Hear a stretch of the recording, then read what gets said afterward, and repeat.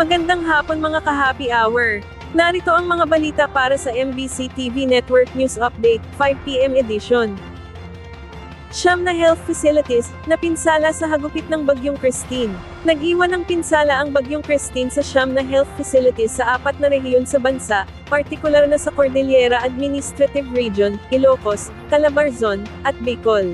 Sa CAR, nagtamo ng pinsala ang UCAB Barangay Health Station, Bunot Barangay Health Station, Bantay Barangay Health Station at Betwagan Barangay Health Station. Sa Ilocos Region naman, nakapagtala ng sira sa Caba District Hospital, habang sa Calabarzon sa Batangas Provincial Hospital at Magalona Barangay Health Station. Sa Bicol, nagtamo din ng pinsala ang Bicol Medical Center at Bicol Regional Hospital and Medical Center. Iniulat din ng DOH na ilang ospital ang nawalan ng kuryente, habang ang iba ay napinsala ang kanilang mga internet server. Sa kabila nito, tiniyak ni Secretary Herbosa na mananatiling operational ang mga ospital, bagamat ang ilan, tulad ng mga pagamutan sa Batangas, ay hindi pa maabot sa ngayon dahil sa baha. Bilang tugon, ayon sa kalihim, may 97 million pesos na halaga ng medical at public health supplies ang ipinamahagi, kabilang ang 36 million pesos para sa water sanitation at hygiene cans para sa maiinom na tubig, 6.8 million pesos para sa nutrition at 1.79 million pesos para sa mental health at psychosocial support.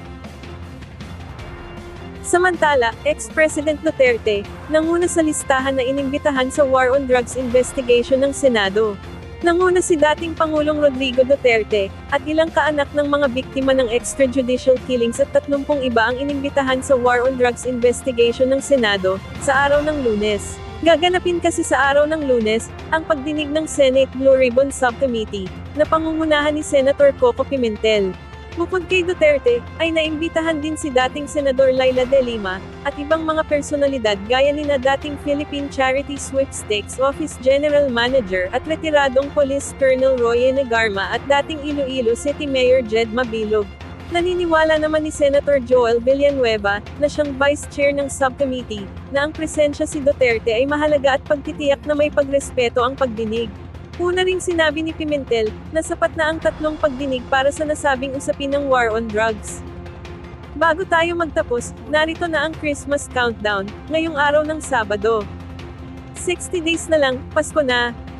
At yan ang mga balita para sa MBC TV Network News Update, 5 PM edition.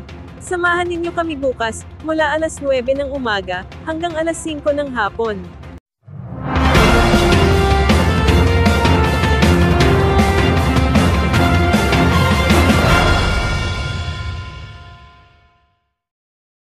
Mga ka-happy hour, kung gusto mong manood ang mga balita sa MBC TV Network News Update, mag-subscribe sa aming YouTube channel, i-like ang aming Facebook page, at i-follow sa aming TikTok account.